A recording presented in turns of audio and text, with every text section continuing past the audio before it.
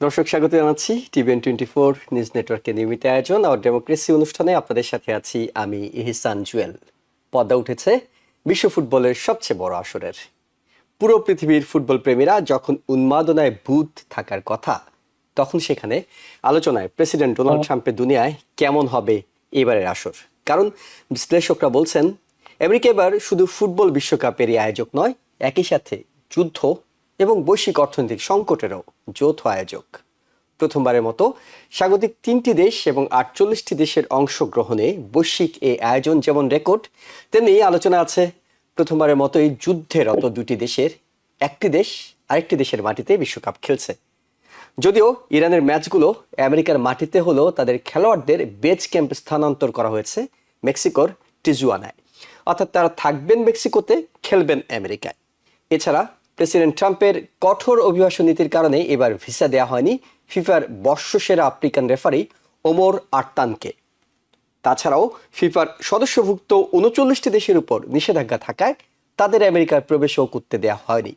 প্রশ্ন উঠেছে তাই ফিফার মতো শক্তিশালী প্রতিষ্ঠানের ক্ষমতা নিয়েও। বলা হচ্ছে ফিফা প্রেসিডেন্ট জানি ইনফান্তিনো মুখে ঐক্যের কথা বললেও তিনি আসলে ট্রাম্পের রাজনৈতিক এজেন্ডার সামনে সম্পূর্ণ আত্মসমর্পণ করেছেন। এর আগে প্রেসিডেন্টের হাতে ফিফা শান্তি পুরস্কার তুলে দিলেও সেটি যে বেশি কাজে আসেনি তার প্রমাণ এবারের আসর। এছাড়া পূর্ববর্তী বিশ্বকাপগুলোর ঐতিহ্য ভেঙে প্রেসিডেন্ট ডোনাল্ড ট্রাম্প আমেরিকার উদ্বোধনী ম্যাচেও উপস্থিত না থাকার সিদ্ধান্ত নিয়েছেন, যে কারণে এত আলোচনা। সেই ইরান যুদ্ধে অবশ্য এবার সুরঙ্গের শেষ মাথায় একটা আশার আলো দেখা যাচ্ছে। ইরানের সঙ্গে যুদ্ধ বন্ধের লক্ষ্যে চুক্তি নিয়ে আলোচনা চূড়ান্ত বিষয়গুলো সংশ্লিষ্ট সব পক্ষ অনুমোদন করেছে বলে জানিয়েছেন প্রেসিডেন্ট ডোনাল্ড ট্রাম্প। এই কারণে তিনি ইরানে খুবই কঠিন হামলার যে হুমকিটি দিয়েছিলেন সেই পরিকল্পনা স্থগিতের কথা জানিয়েছেন। আজকেই তিনি নিজের ট্রুথ সোশ্যালে দেয়া পোস্টে ট্রাম্প বলেছেন সংশ্লিষ্ট সব পক্ষ চুক্তির বিষয়গুলো অনুমোদন করেছে। এখানে সব পক্ষ বলতে তিনি আমেরিকা, ইসরায়েল, সৌদি আরব, ইউনাইটেড আরব আমিরাত, কাতার, তুরস্ক, পাকিস্তান, বাহরাইন, কুয়েত, জর্ডান, মিশর ও অন্যান্য দেশের কথা পোস্টে উল্লেখ করেছেন। এই চুক্তি সইয়ের স্থান এবং সময় শিগগিরই জানিয়ে দেওয়া হবে বলেও জানিয়েছেন প্রেসিডেন্ট। তবে ইরান বলছে কোনো কিছুই চূড়ান্ত হয়নি। দেশের ভিতরে আগামী মধ্যবর্তী নির্বাচন নিয়েও নানা শঙ্কার কথা জানাচ্ছেন ডেমোক্রেটরা। তারা মনে করছেন ফটো আইডি বাধ্যতামূলক করা, মেল ইন ভোটিং নিষিদ্ধ করা এবং ব্যালট সংগ্রহ বন্ধ করার মতো পদক্ষেপ নিয়ে সেভ আমেরিকা অ্যাক্টের মাধ্যমে নির্বাচনী ফলাফলকে বানচাল করার চেষ্টা করতে পারে রিপাবলিকানরা। কারণ ট্রাম্প ইতিমধ্যেই ক্যালিফোর্নিয়ার সাম্প্রতিক নির্বাচনগুলোকে কারচুপির নির্বাচন বলে দাবি করেছেন এবং এর আগে জর্জিয়া, অ্যারিজোনায় ব্যালট রেকর্ড জব্দ করেছে তার প্রশাসন। ডেমোক্রেটদের মতে ট্রাম্প মূলত আগামী নভেম্বরে নির্বাচনের ফলাফলকে উল্টে দেওয়ার জন্যই এখন থেকে ভিত্তি তৈরি করছেন। তারাও নানা প্রস্তুতির কথা বলছেন, অর্থাৎ ডেমোক্রেটরাও নিজেরা নানা প্রস্তুতির কথা জানাচ্ছেন। এইসব বিষয়গুলো নিয়ে আমরা আলোচনা করব। আলোচনার জন্য আমরা আমন্ত্রণ জানিয়েছি সিটি ইউনিভার্সিটি অফ নিউ ইয়র্কের সাবেক dean of science professor doctor Mohsin Patwari. আমাদের সাথে আছেন স্ট্যান্ডার্ড এক্সপ্রেসের সিও রাজনৈতিক বিশ্লেষক মোহাম্মদ মালেক, আছেন রাজনৈতিক বিশ্লেষক ও প্রবীণ রাজনীতিবিদ আব্দুল লতিফ সম্রাট। আপনাদের তিনজনকেই স্বাগত জানাচ্ছি আমাদের আলোচনায়। প্রফেসর ডক্টর মহসিন পাটোয়ারি, আমরা বিশ্বকাপ হয়তো আজকের ম্যাচের ফলাফল নিয়ে কথা বলতে পারতাম। মেক্সিকো এবং সাউথ আফ্রিকা 2-0 গোলে মেক্সিকো জিতে গিয়েছে, 3টি লাল কার্ড হয়েছে, অর্থাৎ নানা চমৎকার একটা আয়োজনের মধ্যে দিয়ে খেলা হয়েছে, বাইরের প্রোটেস্ট হয়েছে, অনেক কিছু হয়েছে। কিন্তু ট্রাম্পের জামানায় একটা বিশ্বকাপ ট্রাম্পের মাটিতে হচ্ছে, স্বভাবতই আমাদেরকে রাজনীতির কথাগুলো বলতে হচ্ছে। এই বিশ্বকাপটা যেমনটি হওয়ার কথা ছিল, কোন কোন জায়গায় আপনি ব্যতিক্রম দেখছেন, কিংবা খেলা থেকে রাজনীতি কোথায় মুখ্য হয়ে উঠছে? আপনাকে অসংখ্য ধন্যবাদ। আপনি আপনার বক্তব্য শুরুতেই বলেছেন যে কোন জিনিসটা ডিফারেন্ট হচ্ছে এখানে আর কি।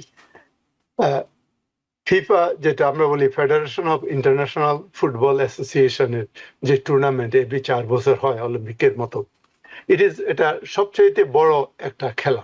যেমন 2018-এ প্রায় 3.5 বিলিয়ন লোক এটাকে দেখেছে, 2022-তে এটা প্রায় ক্লোজ টু ওভার 4 বিলিয়ন লোক ওটা দেখেছে। এটা একটা গুরুত্বপূর্ণ খেলা। এটা আমাদের জন্য অত্যন্ত সৌভাগ্য যে আমাদের দেশ, মানে ইউনাইটেড স্টেটস অফ আমেরিকা, যে একটা হোস্ট কান্ট্রি।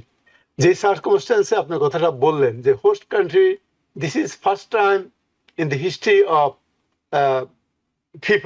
ফিফাটা শুরু হয় কিন্তু 1904 আর অর্গানাইজড হতে গেম শুরু হয়েছে 1920-তে, যেখানে 13টা ইউরোপিয়ান দেশ এবং ইজিপ্ট অংশগ্রহণ করেছিল। তারপর 1930 থেকে শুরু করে এভরি 4 ইয়ার হয়ে আসছে, একমাত্র 2বার ওয়ার্ল্ড ওয়ার টুর জন্য হয়নি। এই যে একটা গুরুত্বপূর্ণ খেলা, এই গুরুত্বপূর্ণ খেলায় এতগুলো লোক দেখে, সেখানে this is first time in the FIFA history যে একটা host country is in conflict with another country, যায় ওই দুইটা কান্ট্রি একত্রে পার্টিসিপেট করবে ওখানে। এবং শুধু কনফ্লিক্ট না, এটা বিরাট একটা যুদ্ধ, রাইট? এই যুদ্ধের মধ্যেই কয়েকদিন আগেও আমাদের প্রেসিডেন্ট বলেছিলেন যে, গতকালও বলেছে যে উনি খার্গ আইল্যান্ড দখল করবে, ইরানের সব তেল এবং গ্যাস আমাদের হাতে নিয়ে আসবে। এই ধরনের সম্পর্ক, এই সম্পর্কের মধ্যে গেমটা হয়েছে। উনি ইরানকে আনতে চাচ্ছিল না। আপনি যার কথা বললেন যে ফিফা প্রেসিডেন্ট, সে তাকে তো পিস প্রাইজ দিচ্ছে, সেটাও বললেন। সে কনভিন্স করে বলছে যে Iran is a very strong team, এটাকে না করা যাবে না। তারপরে উনি এটার কথা পরিবর্তন করে বললেন যে হ্যাঁ, Iran can play, but it is better not to, because it is their security and their life involved. এটা সাটেল ওয়েতে একটা threat kind of thing. So এই সিচুয়েশনে গেমটা হচ্ছে এখানে, যার জন্য, এবং সব লোকের ইজি অ্যাক্সেস নাই। এটা একটা একটা উৎসব, সারা পৃথিবীব্যাপী একটা উৎসব। সেই উৎসবে সবাই আসতে পারছেন না। তারপরে আপনি বললেন যে referee of the year of Africa, সেও আসতে পারছে না। এইসব কারণে এটা কিছুটা একটু ব্যতিক্রম অন্যান্য তুলনায়। আর একটা ব্যতিক্রম আপনি অলরেডি বলেই দিচ্ছেন যে প্রেসিডেন্ট অফ দি কান্ট্রি, এটা গত 2-3টা গেমে প্রেসিডেন্ট অফ দি কান্ট্রি ছিল, উদ্বোধনের সময় ছিল। উনি এটা থাকবেন না। কি কারণে থাকবেন না? হয়তো নানান কারণে। উনি যে ফুটবলকে লাইক করে না সেটা ঠিক না, হয়তো নানান পলিটিক্যাল রিজনে ওটা উনি করতে চাচ্ছেন না। কারণ এই যে গত যে মিটিং হলো, যে নিক্সের যে ইয়েটা হলো, বাস্কেটবল গেমে যে আমাদের ইয়েতে গার্ডেনে, সেখানে উনি বোর্ড হয়েছে। সেসব কারণেও, সবকিছু কারণে হয়তো উনি আসতে চাচ্ছেন কিনা আমরা ঠিক জানি না। তবে এটা একটা গেম, এটা আমাদের জন্য খুব ভালো। এটা একটা বিরাট ইকোনমিক অ্যাক্টিভিটি আমাদের জন্য, আমাদের নিউ ইয়র্ক সিটির জন্য বিরাট একটা ইকোনমিক অ্যাক্টিভিটি। এবং তো একটা জিনিস কি, সাধারণ মানুষের জন্য ইটস নট ইজি, যে ticket price is very very high, thanks to mayor, thanks to governor, thanks to New Jersey governor, যে তারা কিছুটা অন্তপক্ষে টিকিট পেয়ে সেটা লটারির মাধ্যমে বিনা পয়সায় দিচ্ছে। এটা এটা একটা খুব ভালো জিনিস আমার মনে হয়। এটা এই গেমটা সবাই, এবং বড় পর্দায় খেলা দেখার আয়োজন করেছেন অনেক জায়গায়। সেন্ট্রাল পার্কে ফাইনালটা হবে, বড় পর্দায় দেখার সুযোগ রয়েছে, অনেকগুলো বিষয় রয়েছে। এটা তো আভ্যন্তরীণ, যখন জি অনেক দুঃখ কষ্ট, স্ট্রেস, ইকোনমিক এন্ড আদার সবকিছু মিলে, সেই সুযোগে, সেই সময় একটা আনন্দময় সময়, লেট আস এনজয় দ্যাট। জি, আমি ঠিক এই জায়গাতে আব্দুল লতিফ শর্মাটা আপনার কাছে যেতে চাই। মানে বিশ্বকাপ যখন হয়, এটি তো পুরো বিশ্ব উন্মাদনায় থাকে। সেখানে স্বাগতিক দেশ মানেই তো আমরা কাতার বিশ্বকাপের সময় দেখেছি, কাতার তার পুরো অবকাঠামো, স্টেডিয়াম সবকিছু নতুন করে সাজিয়েছিল, কারণ এটা একটা বৈশ্বিক আয়োজন। আমেরিকার মাটিতে যখন এই আয়োজনটি হচ্ছে, আমরা কি আসলে আনন্দে মেতে আছি, নাকি যুদ্ধ নিয়ে উদ্বিগ্ন সময় কাটাচ্ছি? অ্যাকচুয়ালি এটা ইটস এ কম্বিনেশন। কারণ 4 বছর পরে এই বিশ্ব আসরের জন্য কোটি কোটি মানুষ সারা পৃথিবী থেকে উন্মুখ হয়ে থাকে, এবং তারা এটাকে পরিপূর্ণভাবে এনজয় করতে চায়। মাত্র ওই যে বললেন যে 1920-এর পরে মাত্র 2বার, শুধু বিশ্বযুদ্ধের কারণে 42-46-এ এই খেলাটি হয়নি। আপনারা জানেন এখানে আমেরিকার মধ্যেও এখন কিন্তু ফুটবল অত্যন্ত একটা প্রিয় খেলা, এবং ক্যান্সাস সিটিতে প্রায় লিগ টিগ সবকিছুই হয়। এবং আমার মনে আছে অনেক আগে 90-র দিকে একবার, তখন বেঁচে ছিলেন হেনরি কিসিঞ্জার, বলতেছিলেন যে ফুটবল খেলাটা আমি ভালো বুঝি না, কারণ দেখি 22 জন লোক একটা বলকে লাথি মারতে থাকে, কিন্তু 90 মিনিট শেষ হয় কোন রকম রেজাল্ট ছাড়া। এই ধরনের একটা ধারণা এদের মধ্যে ছিল। কিন্তু পরবর্তীকালে আস্তে আস্তে এখন আমাদের ইউএসএ টিম কিন্তু অত্যন্ত শক্তিশালী, যদিও তারা চূড়ান্ত ভাবে এখনো কোয়ার্টার ফাইনালের উপরে কোথাও যেতে পারে নাই, কিন্তু চেষ্টা কন্টিনিউয়াস হচ্ছে। এখানে রেগুলার লিগ হচ্ছে, আমরা আশাবাদী, আশা করি এবার আমাদের টিম আগের চেয়ে একটু ভালো করবে। আমি অন্য দুই একটা প্রসঙ্গে বলি, যেমন ধরেন এবারে কিন্তু গরমের অবস্থাটা খুব খারাপ। গরম হচ্ছে 90 ডিগ্রির মতো টেম্পারেচার, যেখানে নর্মালি একটা থাকে যে 26 সেলসিয়াস বা 28 সেলসিয়াসে হইলেই রেফারি ডিসক্রিশনে খেলাটাকে বন্ধ করে দিতে পারে। সেখানে 90 মানে তো 32 ডিগ্রি সেলসিয়াস। এটা খেলোয়াড়দের জন্য খুবই বিপজ্জনক।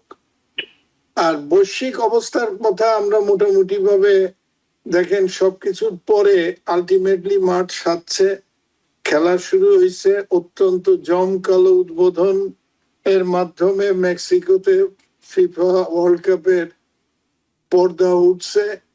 মানুষ এই যুদ্ধের মধ্যে মানে একটা জিনিস অবশ্যই বলা উচিত, সেটা হইলো আমাদের এই দেশ ইউএসএ এবং এর প্রেসিডেন্টের কাছে আমাদের আশা ছিল উনি এইরকম একটা আসর এই দেশে যখন বসতে যাচ্ছে তখন বাইরের যুদ্ধের টেম্পারেচারটা অনেক ডাউন করা উচিত ছিল।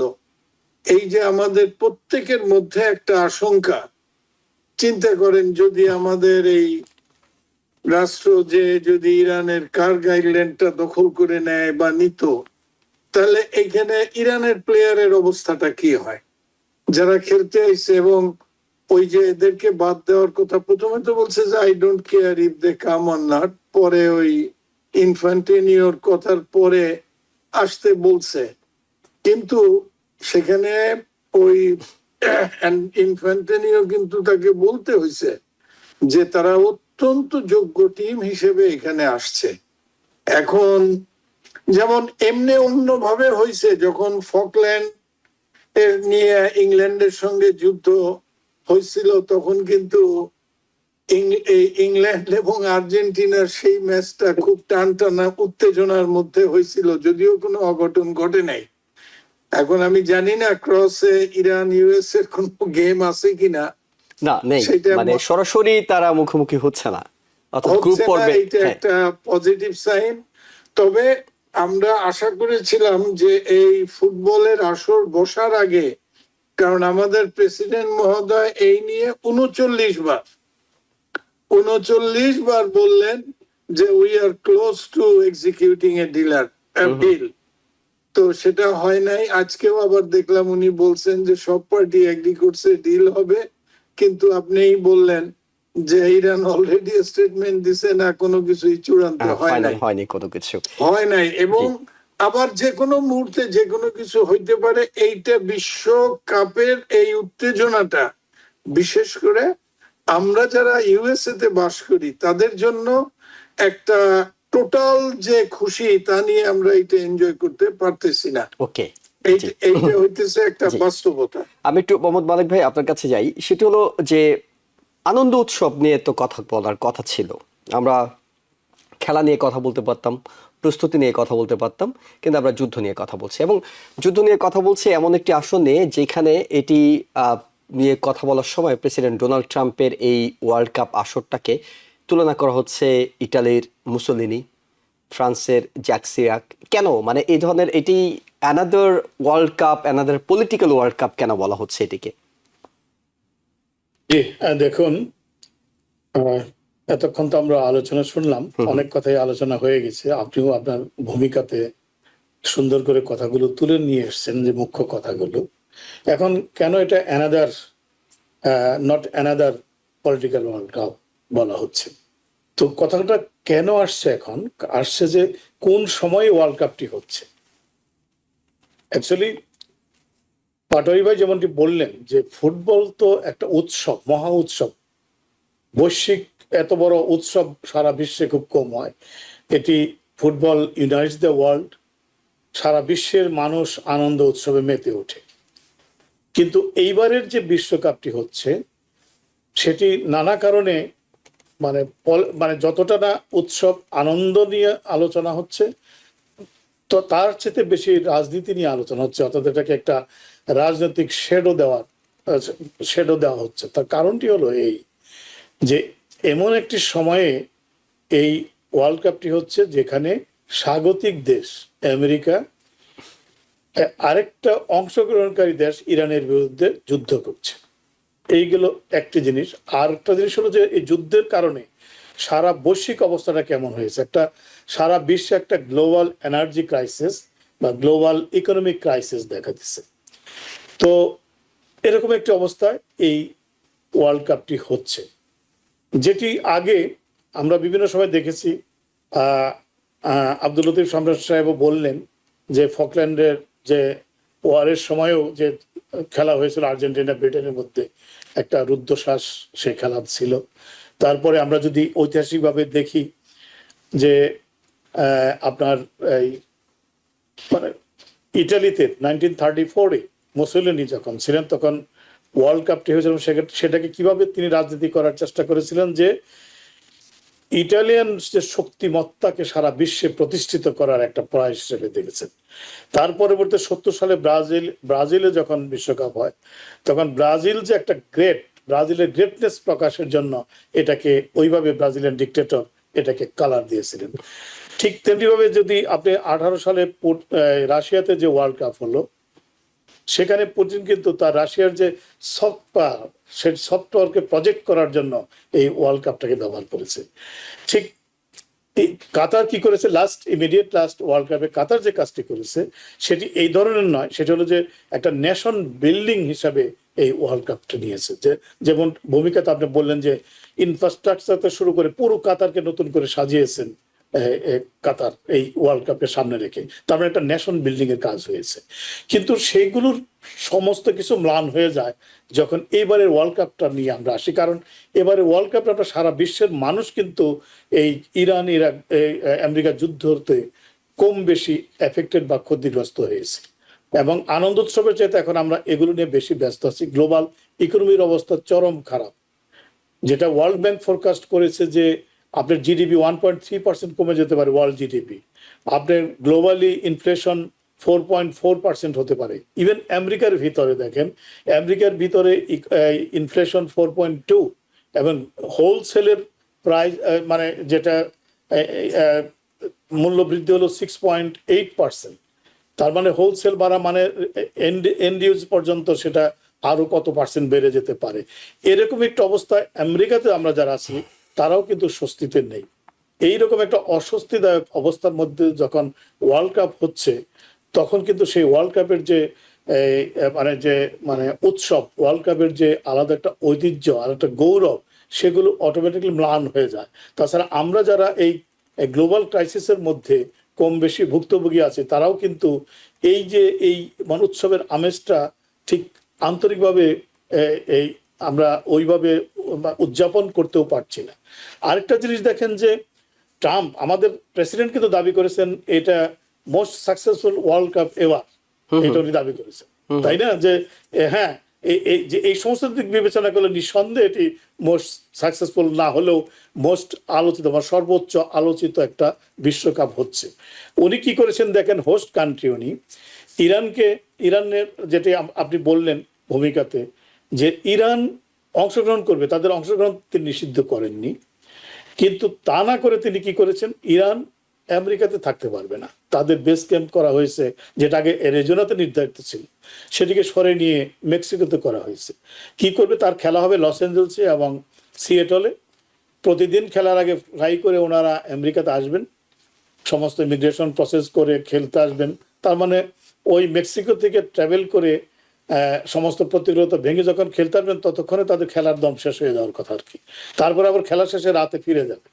আবার প্রেসিডেন্ট সাহেব কিন্তু, আমাদের প্রেসিডেন্ট সাহেব খুব সুন্দর করে বলেছেন যে মানে আমি মনে করি না যে ইরানের জন্য মানে তারা এদেশে মানে এইখানে থাকতে পারে, কারণ তাদের নিরাপত্তা এবং জীবনের কারণেই তাদের অ্যাপ্রোপ্রিয়েট হবে না এই দেশে অবস্থান করাটা। তাহলে একটা এই যে একটা থ্রেট, তার মানে প্রেসিডেন্ট নিজে তাকে থ্রেট দিচ্ছে, তুমি যদি এই দেশে থাকো তোমার জীবনের নিরাপত্তা আমি দিতে পারবো না। তাহলে জীবনের নিরাপত্তা দিতে পারবেন একটা হোস্ট কান্ট্রি, একটা পার্টিসিপেন্ট কান্ট্রিকে, তাহলে তো সেটা তো এর চেয়ে বড় মানে বিগ মানে কি বৈশিষ্ট্যপূর্ণ ওয়ার্ল্ড কাপ বোধহয় আর হয়নি।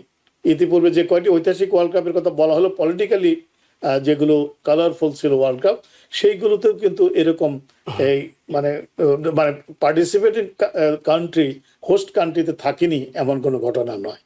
জি তো এই সব কিছু মিলিয়ে এই ওয়ার্ল্ড কাপটা এমন একটা জায়গায় এসছে যে এটা রাজনৈতিকভাবে যতটা না উৎসবের ওয়ার্ল্ড কাপ, ততটা রাজনৈতিক আলোচনার একটা ওয়ার্ল্ড কাপে পরিণত হয়েছে। জি নিঃসন্দেহে, অর্থাৎ মাঠের চেয়ে মাঠের বাইরে আলোচনাটা বেশি হচ্ছে, খেলাটা বেশি চলছে মাঠের বাইরে। প্রফেসর ডক্টর মোহসিন পাটোয়ারী, মাঠের বাইরের খেলা নিয়ে যদি আমরা একটু কথা বলি, আমরা ওয়ার্ল্ড কাপ শুরুর সময়টাতে অর্থাৎ আজকে রাতে হয়তো ইরানে আবার হামলা চালানোর কথা ছিল, যেটি পূর্ব ঘোষিত ছিল। শেষ মুহূর্তে গিয়ে তিনি একটা চুক্তির চূড়ান্ত হয়েছে বললেন, সব পক্ষ আলোচনা করেছে, আমাদের প্রেসিডেন্ট সেটিও বললেন, এবং এই কারণে তিনি হামলাটা স্থগিত করেছেন। আমি আপনার কাছে একটু জানতে চাচ্ছি, এর আগে তো আমরা অনেকবারই এরকম শুনলাম যে চূড়ান্ত হয়ে গেছে আগামী 1 সপ্তাহ 2 সপ্তাহের মধ্যে। এইবারের এই দফায় কতটা আপনার কাছে পোক্ত মনে হচ্ছে যে আসলে এটি চূড়ান্ত হয়েছে? আহ, আমি আসলে বলতে কি, আমাদের প্রেসিডেন্টের বক্তব্য তো এর আগে আমরা আলোচনা করেছি। আমাদের প্রেসিডেন্ট একটু আনপ্রেডিক্টেবল, সকালে এক কথা বলেন, বিকেলে আর কথা বলতে পারেন উনি। এবং এর মধ্যে আরো কিছু পলিটিক্যাল মোটিভেশন আছে কিনা আমি জানি না, কারণ ট্যারিফ থেকে শুরু করে ট্যারিফ ইম্পোজ করার কথা বলে, স্টক মার্কেট ডাউন হয়ে যায়, আবার ওটা ট্যারিফটা রিমিট করে স্টক মার্কেট আপ হয়ে যায়। এর মধ্যে যে কি একটা গেম আছে, business game, we are not aware of that.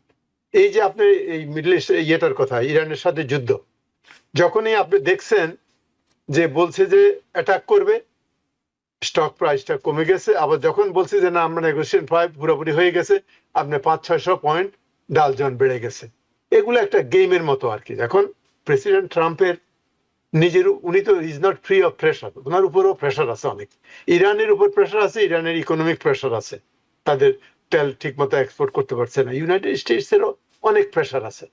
এই গেমের বাইরেও প্রেশারটা হলো প্রেসিডেন্ট ইজ এই আনপ্রেডিক্টেবল, প্রেসিডেন্ট এই অনেকের মতে ইলিগাল ওয়ার, এটাতে ইনভলভ হয়ে এটার কোনো এক্সিট, কোনো প্ল্যান না থাকাতে আমাদের দেশে বলছে লেজে গোবরে মিলাই ফেলছে আর কি। মিলাই ফেলে he was trying to get out of it because of the unpopularity of the war here. Malik ভাই যেটা বললেন যে ইনফ্লেশন রেট, আমরা we are paying for that. তেলের দাম বেড়ে গেছে। আমি যেখানে $75 দিয়া ওয়াশিংটন ডিসি যেতে হলে উবার নিতাম, আমি যেতাম না, যেহেতু আমার ওয়াইফ সাথে ছিল, উবার নিয়ে পেন স্টেশনে যেতাম, রাইট?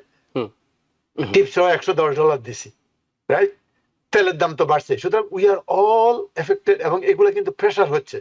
তারপরে মিড টার্ম ইলেকশন নিয়ে নিশ্চয়ই আপনি আলোচনা করবেন সিনেটে। এই সব প্রেশার নিয়ে সে চাচ্ছে কোনোভাবে এই জিনিসটাকে তাড়াতাড়ি করে একটা ডিলে পৌঁছবে। এর মধ্যে তো ডিসরাপ্টার আছে। আমাদের প্রাইম মিনিস্টার সাহেব, ইসরায়েলের প্রাইম মিনিস্টার সাহেবের ডিসরাপশন, সে যত পারে এটাকে বন্ধ করে রাখলে তার ইন্টারেস্ট, আমরা আসলে তার ইন্টারেস্টটাই সার্ভ করতেছি বেসিক্যালি আমার মনে হয়। এইসব কারণে উনি হচ্ছে কি উনি মনে করতেছেন হয়তো যে এটা একটা প্রেশার ট্যাকটিক, রাইট? এই প্রেশার ট্যাকটিক দিলে ইরান হয়তো একটু ইয়ে করবে, মানে কাবু হয়ে যাবে এবং তাড়াতাড়ি আসবে। এটা দেখছে যে এটা ওইভাবে কাজ হচ্ছে না, কারণ ইরান মনে করে, ইভেন অনেক এক্সপার্টের মতেই, the card is on their hands. যতদিন তারা হরমুজ প্রণালীটা বন্ধ রাখতে পারবে, দ্যাট ইজ দি, আমরা মিটিংয়ে আপনাকে বলছি, ইকোনমিক অ্যাটম বম। আপনার নিউক্লিয়ার অ্যাটম বম দরকার নাই, এটা ইকোনমিক অ্যাটম বম। এই জিনিসটার সব ব্যাপারেই প্রেসিডেন্ট, আমার মনে হয় this time there is a time, everything has a terminal point. আমার মনে হয় এই একটা টার্মিনাল পয়েন্টে এসে গেছে।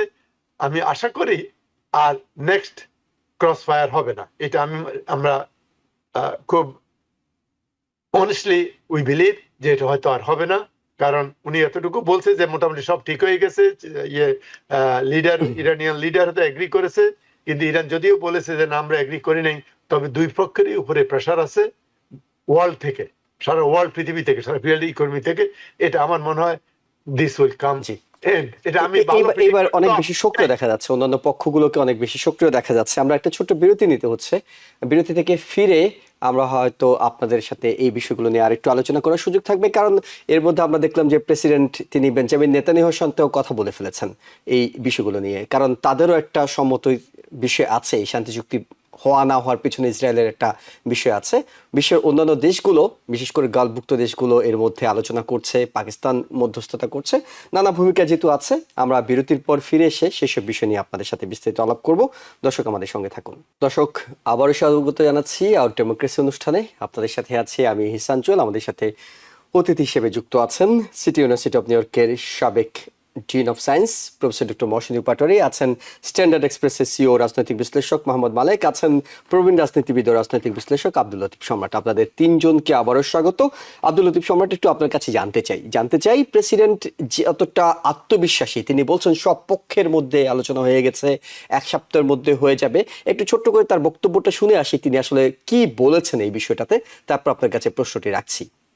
Mr. President, on Iran, how confident are you that there will be a signing this weekend? Because you have come close to sealing a deal, but at the last minute it has fallen apart. And It'll be soon, maybe this weekend. has the Supreme Leader approved this deal, sir? I understand the answer is yes. And when this deal is signed, is the United States going to immediately lift the blockade? Yes, that's true. That's part of the deal. And just And one. you'll have oil prices dropping like a rock. But has Iran committed to not pursuing a nuclear weapon, or will there be more negotiations on that down the They will line? not have a nuclear weapon. They've agreed to that. There will be no, which is the whole reason, which is a big part of the reason. Is that maybe going the to be in your biggest. agreement, sir? They will not only not have, they will not purchase, develop in any way, any shape, in any way, shape, or form a nuclear weapon. They will not have a nuclear weapon. Abdul Latif সম্রাট, আপনার কাছে একটু শুনি, মানে প্রেসিডেন্টকে আমরা কখনো দেখি অল আউট ওয়ারে চলে যাচ্ছেন, আবার কখনো ডিল মেকারে তিনি ফিরছেন, কখনো বলছেন এই উইকের এন্ডেই হয়ে যাচ্ছে। মানে এইবার এই দফায় আপনার কাছে কি মনে হচ্ছে, তিনি আবার ডিল মেকারে ফিরেছেন, অল আউট ওয়ার দুদিন খেলেছেন? আপনি একটা জি, আপনি একটা যে বোধহয় খেয়াল করেন নাই, ওই সময় যখন ওকে সাক্ষাৎকার গুলো নিচ্ছিল সাংবাদিকরা, তখন বলছে যে এতবার কাজ হয় নাই, এইবার হবে, তুমি আশা করো কেন? ওকে। তখন ও বলছে যে we have pounded like no other time. Okay, মানে তাদেরকে খুব কঠিন ভাবে আমরা বম্বিং করছি, তাদের ভয় পেয়ে গেছে, তারা এবার করবে বলে আমি আশা করতেছি। এখানে একটা জিনিস আমি প্রসঙ্গক্রমে বলি, ভেরি ডিরেক্টলি না হইলেও, দেখেন এক সময় নর্থ কোরিয়াও ওই যে যখন পারমাণবিক বোমা বানাবে বলছিল, তারপরের থেকে তাদের উপরে কিন্তু প্রচন্ড স্যাংশন হয়েছে এবং মাঝে মাঝে আক্রমণের কথা বলা হয়েছে, কিন্তু সেখানে যায় নাই। তার কারণ পাশে চীন আছে। 2 নম্বর কারণ ছিল কোরিয়া যুদ্ধের কথা, আপনাদের যাদের মনে আছে, অনেক আগের কথা, ঐতিহাসিক ভাবে আমরা জানি যে ওইখানে কিন্তু 19,000 আমাদের আমেরিকান সৈন্য নিহত হয়েছিল সেই যুদ্ধে, এবং পরে পরাজয় স্বীকার করে আমাদের চলে আসতে হয়েছে। কিম ইল জুং, ওই যে বাবা, যে তার সময় এটা, তো তাদের কাছে কিন্তু আলটিমেটলি এই এমনি স্যাংশন করছে, কিন্তু এরকম যুদ্ধ করে বম্বিং করে তাদের পারমাণবিক স্থাপনা ধ্বংস করার সাহস আমরা যে কোনো ভাবে হোক আমরা পারি নাই, এই দেশ পারে নাই। এইখানে দেখেন বারবার স্যাংশনস, বম্বিং, এর আগেও ফেব্রুয়ারিতে বম্বিং করছে, আবার এখন পাইকারি বম্বিং করতেছে, স্কুলের উপরে হামলা করে 130টা বাচ্চা, শিশু, তাজা প্রাণকে হত্যা করছে, কিন্তু দে হ্যাভ নো রিমোর্স। তারা এইটি নিয়ে কোনো চিন্তা করতেছে না। এবং আমার কেন জানি একটা মনে হয় যে এই ধরনের, একবার ভেনেজুয়েলাতে যে সে ওই যে একজনকে ধরে নিয়ে আসলো, মাদুরোকে, নিকোলাস মাদুরো, হ্যাঁ ওই তো মাদুরোকে ধরে নিয়ে আসলো, দেখেন এরপরেই সে চলে গেল ইরানে, যে 4-5 দিনের মধ্যে সব ফাতা করে চলে আসবে। সেটা কিন্তু তার শেষ স্টেটমেন্ট ছিল না। সে বলছে যে এরপরে সিরিয়ালি আমি কিউবাকে ধরবো, তারপরে কলম্বিয়াকে ধরবো। অর্থাৎ কিনা এইখানে আমার ক্ষুদ্র মনে একটা কথা আসে, অনেক আগে সে বলছিল যে মিড টার্ম ইলেকশন হয়তো করা সম্ভব হবে না এই উত্তেজিত পরিস্থিতিতে, মানে বেশ আগে, ওই যে ফেব্রুয়ারির ইসের পরে, বম্বিং এর পরে। তো এটা কি আলটিমেটলি মানে ওই দিকে কোন রকম তার চিন্তা ভাবনা আছে কিনা আমরা জানি না, কারণ এরপরে সে অলরেডি এজেন্ডায় রেখে দিছে যে এরপরে ধরবো কিউবাকে, তারপরে কলম্বিয়াকে। তাই এই করতে করতে তো নভেম্বর এসে যাবে, নির্বাচনের সময় এসে যাবে, এবং এদেশে একটা আইন আছে সবাই আমরা জানি যে যুদ্ধকালীন সময়ে president can stop any election and he can continue the terms. এইটা একটা, এবং সে দেখেন মাঝে মধ্যেই বলে আমেরিকার অনেক লোক চাইতেছে যে একজন ডিক্টেটর প্রেসিডেন্ট হইলে ভালো হয়, অনেকবার বলছে, এবং চায়নার মতো হইলে ভালো হয়। তো এটা যার জন্য আমাদের এখানে দেখেন এই আমেরিকার অনেকে বলে বৃহত্তম যে একটা গেল সমাবেশ, বিক্ষোভ, ওই যে নো কিংস ডে, ডেমনস্ট্রেশন যেটা হইল সারা আমেরিকায়, এইটা ডেমোক্র্যাটরা লিড করে করছে। এই ধরনের উদ্যোগের পরে সে একটু চাপে আবার ওই দিকে যায়। আমাদের জন্য এটা একটা খুব দুর্ভাগ্যজনক যে ধরেন একটা কান্ট্রির প্রেসিডেন্ট যদি তার ওয়ার্ডে স্টিক করতে না পারে, তার পলিসি যদি জনবান্ধব না হয়। এই যে আজকে বললেন পাটোয়ারি ভাই ভেরি রাইটলি সেইড যে সে যখন এই যে কালকে বলছে যে আমরা এমন পাউন্ডিং করব কার গাইডলাইন নিয়ে নিব, আমি ওই বসে দেখলাম কালকে শেয়ার বাজার ফল করছে। আজকে যখন বলছে যে আমরা এটা করব না, চিন্তা করেন ডাউ জোন্স 500 পয়েন্ট বাড়ছে, S&P বাড়ছে 200 সামথিং, এবং আর একটা গেছে বোধহয় 57 বা কিছু। তা এখানেও কোনো অর্থনৈতিক কারসাজি হচ্ছে কিনা আমরা জানি না, কিন্তু একটা দেশের উপরে এইভাবে করে একটা দেশ তো না, এরপরে তার যে এজেন্ডা গুলি আছে এগুলা আমাদের ওভারঅল অ্যাজ এ নেশন, আমাদের একটা যুদ্ধংদেহী প্রেসিডেন্ট থাকার কারণে আমাদের জীবনও অনিশ্চিত। ধরেন এই ইনফ্লেশন, দ্রব্যমূল্যের ঊর্ধ্বগতি, এবং এই সমস্ত কারণে আমরা শুধু না, বৈশ্বিক যেগুলো হচ্ছে সে তো জানি, যারা দুর্বল রাষ্ট্রগুলো তারা তো হ্যান্ডেল করতে পারতেছে না। আমরা দেখি আমাদের মাতৃভূমি বাংলাদেশ থেকে শুরু করে অন্যান্য দেশে। সেই জন্য বলি যে এর কোনোটাই মিলানো যায় না। একটা হইলো প্রথম আক্রমণ যখন করলো এবার, তখন রমজানের 9 বা 8 তারিখ চলে, বদরের যুদ্ধের দিন ছিল সেদিন। তারপরে থেকে সিরিয়ালি 4 মাস হয়ে গেছে যুদ্ধ করতেছে, এবং ভয়ের ব্যাপার হইলো ওই সময় কিন্তু সে বলছিল যে উই হ্যাভ অবলিটারেটেড, আর কিছু নাই, সব শেষ করে দিয়ে আসছি।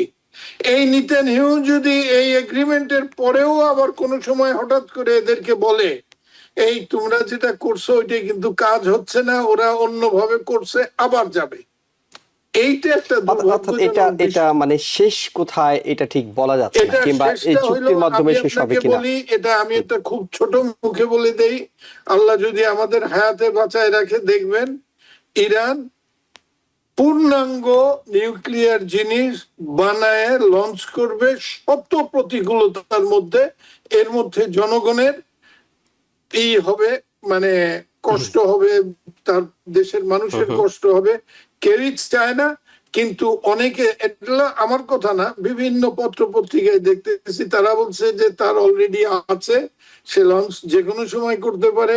এবং একজন রাজনৈতিক ভাষ্যকার খুব সুন্দর বলছে যে এত কিছুর পরে আমেরিকা কিন্তু নর্থ কোরিয়ারে টাচ করে না, কারণ তার ইন্টারকন্টিনেন্টাল ব্যালিস্টিক মিসাইল ছাড়াও সেগুলা ওয়ার হেডে দেওয়ার মতো নিউক্লিয়ার সব তার হয়ে গেছে।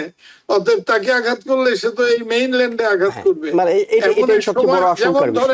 যেমন ধরেন এই যে আমাদের পাশে আর একটা মুসলিম দেশ পাকিস্তান, তাকে কিন্তু আগে স্যাংশন দিতে দিতে তারা বানায় ফেলছে। বানায় যখন লঞ্চ করছে, এখন কিন্তু ইসরায়েলও বলে না যে পাকিস্তানকে ধরো, কেন পারমাণবিক মানে বানাইছে, এবং তারও এরকম ইন্টারকন্টিনেন্টাল ব্যালিস্টিক মিসাইল আছে।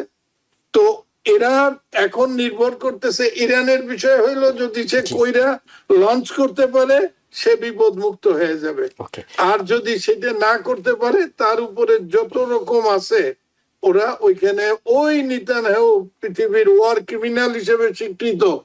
আই উইশ যে মামদানি ও এখানে আসলে ওরে অ্যারেস্ট করে। আমরা একটু তলে মোহাম্মদ মালিক, আপনার কাছে একটু যাই, একেবারে শেষের দিকে আছি, আসলে সময় খুব ফুরিয়ে যাচ্ছিল। ইউএস এবং ইরানের এই যুদ্ধটা বলা হচ্ছে যে এটি বিশ্ব অর্থনীতিকে, বিশ্বব্যাংক বলছে যে বিশ্ব অর্থনীতিকে একেবারে পোস্ট কোভিডের সময়টাতে নিয়ে গেছে। কেন বলছে, কতটুকু খারাপ অবস্থায় আসলে আমরা পড়ে গেলাম যে একেবারে কোভিডের সাথে এত বড় বৈশ্বিক প্রাকৃতিক বিপর্যয়ের সঙ্গে তুলনা করা হচ্ছে? জি, দেখুন, ওই আগের যে প্রসঙ্গটি ছিল তার সঙ্গে কিন্তু এটিও আমি মনে করি যে একটা একটা সূত্রে গ্রথিত দুইটা বিষয়, যে কেন ওয়ার্ল্ড ব্যাংক এরকম ফোরকাস্ট করলো। প্রথমটি কথা হলো যে যুদ্ধ কি আসলে কি ডিল হচ্ছে কিনা, যেটি নিয়ে এতক্ষণ আলোচনা হলো। তো আমার প্রেসিডেন্ট ট্রাম্প সম্পর্কে মানে উনি এত বেশি আনপ্রেডিক্টেবল, তো ওনার এই সমস্ত সিদ্ধান্ত বা এই সমস্ত ঘোষণা শুনে আমার একটা বাংলা গানের কথা মনে পড়ে আর কি। গানের কথাগুলো হলো এরকম যে, তুমি এমন অনেক কথা বলো মন থেকে যা বলো না, আবার অনেক সত্যি কথা আমি ভাবি চলো না। আচ্ছা, তো ট্রাম্পের যে কোন কথাটা মন থেকে বলছে, কোনটা যে চলো না, এটা বোঝা খুব কঠিন কাজ। তবে ডিল বোধহয় সহসা হচ্ছে না। না, ওকে, ডিল সহসা হচ্ছে না। উনি তো বলেছেন ফাইনাল পয়েন্টস রিজলভ, এখন রিমেনিং স্টিকিং পয়েন্ট গুলো আলোচনা হচ্ছে উইদিন আওয়ার্স। এখন তো সিএনএন দেখলাম যে নিউজ হেডলাইন করছে যে উইদিন আওয়ার্স এটা ডিল হয়ে যাচ্ছে। তো ডিল হচ্ছে না। এই যে ডিল হচ্ছে না, এইবার আমি আপনার এই প্রশ্নে আসি। এই ডিল না হওয়ার কারণেই ওয়ার্ল্ড ব্যাংকের এই ফোরকাস্টটি সত্যে পরিণত হবে। কারণ ওয়ার্ল্ড ব্যাংক কিন্তু নানা রকম অ্যানালাইসিস করে তারা ধরে নিয়েছে যে যুদ্ধটি এই পর্যন্ত যে ক্ষতি হয়েছে বিশ্বের, সে তো হয়েছে। যুদ্ধ ডিল না হলে, যুদ্ধ বন্ধ না হলে পরবর্তীতে আরো কি ক্ষতি হবে, সেই ক্ষতির আশঙ্কা থেকে তারা ফোরকাস্ট করেছে যে মানে কোভিডোত্তর বিশ্বের যে অবস্থা ছিল, মানে এই বিশ্বটা এই ইরান আমেরিকা যুদ্ধের ফলে ওইখানেই যাবে। তার কারণটি হলো যে দেখুন, আপনার বৈশ্বিক ব্যবস্থাতে সবচেয়ে ইম্পর্টেন্ট জিনিসটা কি জানেন? Supply chain. এটি কিন্তু ইন্টারন্যাশনাল সাপ্লাই চেইন যখন ডিসরাপ্ট হয়, কোভিডের সময় যেটা হয়েছিল মেনলি, তখন কিন্তু দারুণ একটা মানে পণ্যের সরবরাহের ঘাটতি দেখা দেয়। তো ঘাটতি দেখা দিলে যেটা হয়, দ্রুত ইনফ্লেশন বাড়তে থাকে। কারণ তখন হয় কি, মানে বাজারে পণ্য থাকে কম, আবার মানুষের কাছে টাকা কিনতে পারে না জিনিস, যার ফলে যে যত দামি পারুক সেই দামে জিনিস। কিন্তু উনি তো বলছেন যে তিনি ইনফ্লেশনটা লাভ করেন, গতকালকে বলছিলেন আই লাভ ইনফ্লেশন। না, উনি কি বলেছেন? উনি মিড টার্ম, এর আগে বলেছেন মিড টার্ম ইলেকশন কি বলেছেন? I don't care about mid term election.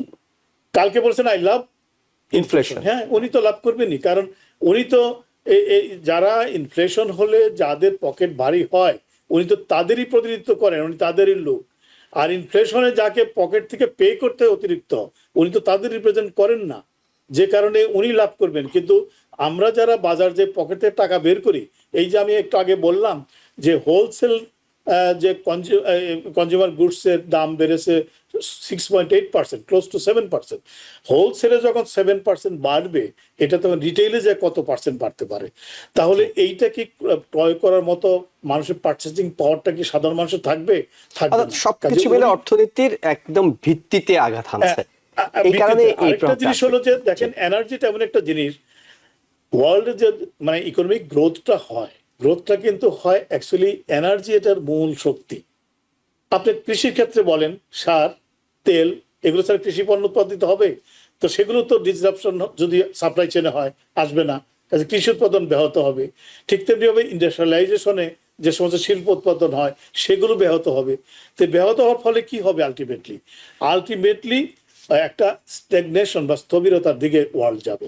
গেলে তখন যা হয়েছিল সময় পাচ্ছি না, এরকম একটা অবস্থা যদি ডিল না হয়, সেরকম একটা অবস্থার এবং আরো খারাপ হবে সামনের দিনগুলোতে যদি সবচেয়ে বড় কথা হলো ডিলটা না হয়, যেটি আব্দুল লতিফ সম্রাট, প্রফেসর ডক্টর মহসিন পাটোয়ারী আপনারাও একমত হচ্ছেন যে ডিলটা মনে হয় না এত সহজে হবে, কিংবা তিনি যে বলছেন সব পক্ষ একমত হয়ে গেছে হবে। আমি খুবই দুঃখিত ডক্টর মহসিন পাটোয়ারী, মানে আপনাকে আরেকবার আমরা হয়তো সংযুক্ত করতে পারছি না, কারণ আমাদের সময়টা শেষ হয়ে গিয়েছে। আমরা নেক্সট উইকে কিংবা পরের প্রোগ্রামে নিঃসন্দেহে আপনার বক্তব্যগুলো জেনে নেব। দর্শক, আপনাদেরকে ধন্যবাদ জানাচ্ছি, আমাদের আমন্ত্রিত অতিথিদেরকে ধন্যবাদ জানাচ্ছি তাদের মূল্যবান মতামত এবং বক্তব্যের জন্য। এবং দর্শকদেরকে আরও একবার ধন্যবাদ জানিয়ে শেষ করছি। ভালো থাকবেন। টিভিএন 24 টেলিভিশন দেখতে আজই কল করুন 7187776556। লগ ইন করুন www.totalcablebd.com। নিউ ইয়র্ক থেকে সম্প্রচারিত টিভিএন 24 টেলিভিশন বিশ্বজুড়ে বাঙালির কণ্ঠস্বর।